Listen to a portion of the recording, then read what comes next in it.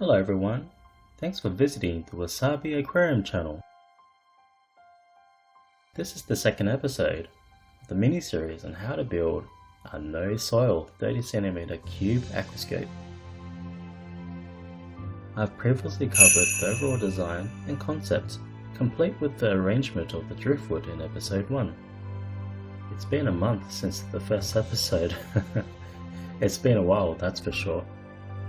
You're probably wondering how it's progressed. What I did in the meantime was some slight improvements to the layout composition that I showed you in episode 1. I was thinking about the arrangement and other things such as needing more or less driftwood. Having said that, yeah, it's been a while. I've settled with a slightly different driftwood layout that I'd like to cover today. I had a triangular composition in episode 1, and it will continue the same in this episode. The exception here is that I had to remove some bits emerging from the tank. I had a good think about the composition, but I'm quite happy with it right now. There's another reason why it's taken a month to produce episode 2. I put in some extra thought into which plants should be used in this aquascape, and add some uniqueness since there is no soil. As such, I made some considerable changes in the plant cultivation/propagation method, so I'd like to talk about it in detail. You've guessed it, I'd like to cover moss in today's video as the preferred plant in this aquascape. Traditionally speaking, there are two main ways to attach and grow moss. It's either on driftwood or stone. The first method is tying moss with thread to driftwood or stone, submerged in water to grow. The second method to attaching moss to driftwood or stone is done by placing bits of moss directly onto the hardscape, without thread or water. This is done by securing the aquarium with a lid, thus keeping the humidity high, preventing dryouts and allowing the moss to grow. This is commonly referred to as a dry start by following the misting methodologies. I originally intended to follow my usual ways of attaching moss when recording episode 1. Arranging driftwood, tying moss and plants, filling the aquarium, and letting it grow as per usual. But then, I had a thought. I wanted to show you how and what it takes to set up an aquarium following the dry start methodology. I'll explain 2 reasons why I chose the dry start method. Let's start with the merits of misting. As such, it will be reflected in this episode and explained in detail. I'll put a link in the description for most of the things used in this video. By the end of this video, you'll be able to see the advantages and disadvantages of doing a dry start. Due to the space constraints of a 30cm cube aquarium, we now have assembled an intricate driftwood layout. However, we don't have much room to move about to arrange things. Normally, I'd wrap the moss with thread, fill it with water and let it grow. But this time, as you saw, the driftwood structure was so dense, with a combination of small and medium bits. Since the design is more compact and detailed, there are some other considerations required, such as the type of moss, placement of moss, and the amounts of moss to use. This means a few things. The more elaborate and intricate the layout, the more important it is on how and where the moss will take root. Therefore, it is very difficult to add fine details if such things such as Hardscape are in the way. Such as, finding it very difficult to maneuver your hands around to wrap the moss at a specific location. With a dry start method, you'll be able to take advantage of accurately placing your favorite moss to the places intended. For that reason, I have decided to use a dry start method this time. Let's cover how to make moss grow in targeted areas, and how to set up a dry start environment and retaining the required humidity and moisture. First of all, and most importantly, I'd like to show you the updated layout composition. As you can see, this is a slightly updated design.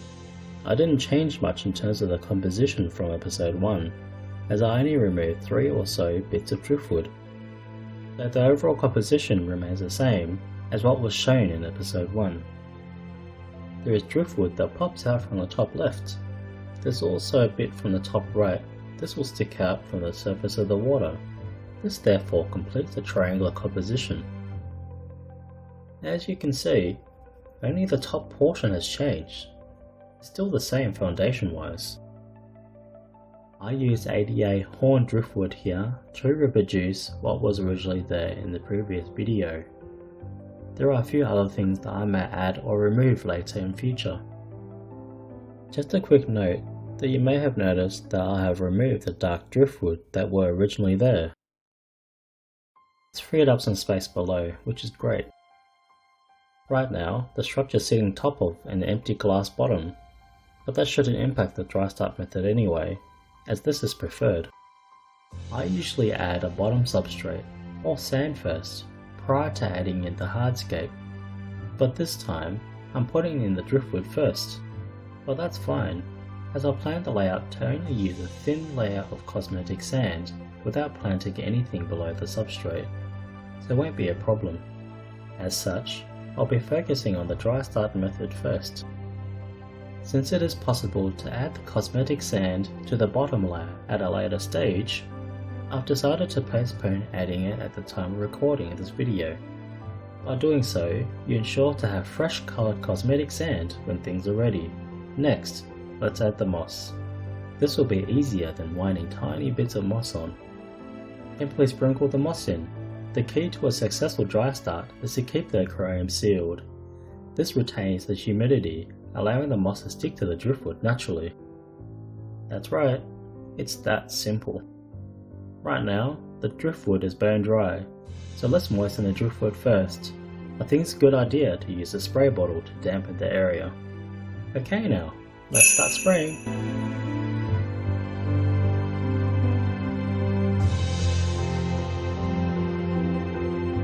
By getting the driftwood wet, the moss will be encouraged to stick to the surface of the driftwood, so I think it's a good idea to get it wet but not overly flooded.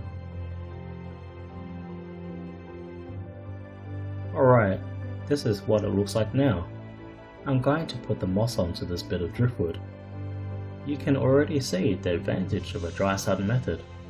I usually default to willow moss. However, I think the colour of the willow moss would be considered too normal for this layout. For this reason only, I'm going to only use premium mosses to add colour and texture to the scape.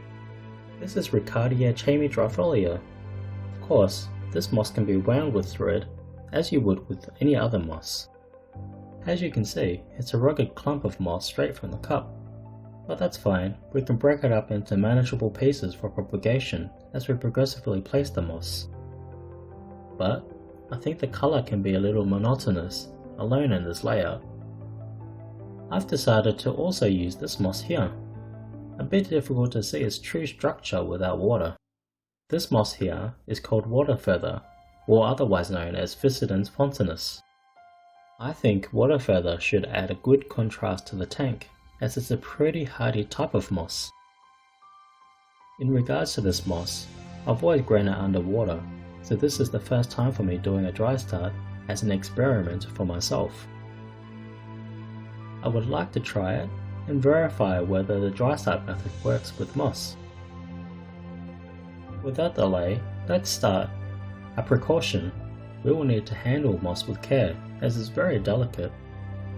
Like all mosses, premium moss can be portioned by hand, just be gentle in separating it. Like this, I'll tear it up by hand and place the pieces onto the driftwood. It's that simple. All you need to do is place it on top like this. Place them onto the spots where you'd like the moss to root. Just don't add too much or you'll cover the texture of the wood.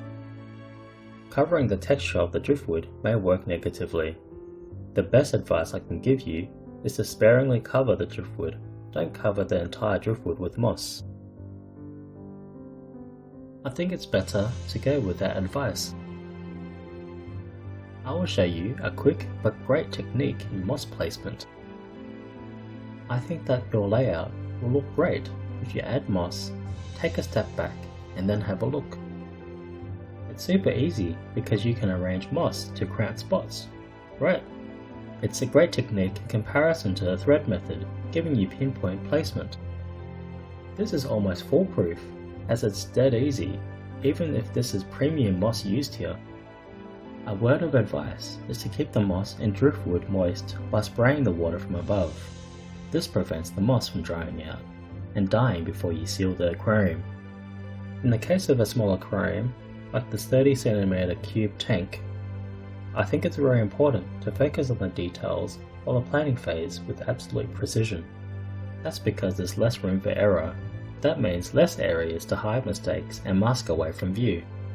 I agree with you, it's much more difficult than your larger aquariums. But it's very rewarding once you've pulled it off and everything is in place. Next step, I'm going to add in some water feather moss. Okay, it's easier to place the water feather than the Riccardia chamaedrofolia. It's easier because it sticks a little better to the damp driftwood. We'll find out with time whether it will survive with the dry start method. Well, it doesn't stick so well to vertical places so easily. Alright, here's the finished product. This method virtually took a couple of minutes, compared to winding the itty bits of moss on manually with thread. I think that's the core advantage in comparison to the traditional thread method. From here on, the tank will need to be sealed with cling wrap or an aquarium lid in order to retain the humidity and prevent the moss from drying out. As you can see, there are 2 driftwood tips protruding from the top of this aquarium, so it can't be sealed as of now. It's important to take note of this if you're going to make this sort of layout. In this scenario, I think it's better not to glue or tie the hardscape together. This completed layout is a good example of the simple addition and removal concept. Think of it as a temporary yet flexible assembly. This means that you can easily remove parts of the hardscape should you have a slight change of mind. Let's carefully remove this large bit of driftwood as an example, just so that you can picture what I mean. I want to move this bit of driftwood just a tad downwards, so that it sits inside the aquarium entirely. I'll move it slightly so that I can close the lid and seal the aquarium later. As for this large bit of driftwood, it's a bit too big to fit inside the 30cm aquarium, so I'd like to wrap it up with thread and grow it in another aquarium. The remaining driftwood stays in the 30cm aquarium as is, no need to move it around. We'll put a lid on it and wait for the moss to take root. I think it might take a month and a half to fully propagate onto the driftwood. So behind the scenes, I'll be managing this dry start aquarium until it's ready for the recording of the next episode. So, there you have it. I've explained today in detail how the moss dry start method works. This method is not limited to just moss, it works for most aquarium plants. But do they grow better submersed, or better with a dry start? So, what's the best method for starting an aquarium from scratch? First, decide on your design layout and what sort of aquarium plants you intend to use. Please note that the type of plant is as equally as important as the color selection. I think it's better to choose based on that criteria. In this case, it's moss. If you want to have the best results, stick to submersed growth. On the contrary, it may go either way, like a seesaw. If you want to keep things simple, just stick to the usual submersed approach for propagation. As you are well aware, this is the default approach by most people in the aquarium hobby for quick and reliable results. Since this is a proof of concept, well, for me anyway, I think it's always a good habit to prepare and predict what will happen next. I think it will take some time for propagation, so expect an update within a month or so. I will commence recording the 3rd episode when I think the aquarium appears to be ready. So, keep your eyes peeled on the Wasabi Aquarium channel. I'll be very happy if you can like, share and subscribe to the Wasabi Aquarium channel. In addition, I will continue to produce and release helpful videos like this one, so I hope you stay tuned for future videos. Also, I would appreciate it if you hit the notification bell icon. If you have any questions, please enter your comment below. ②ADA Aqua will endeavour to answer you. Frequently asked questions may help create future videos, so don't be shy. Well, that's the end of this video. Thanks for watching, and I'll see you next time.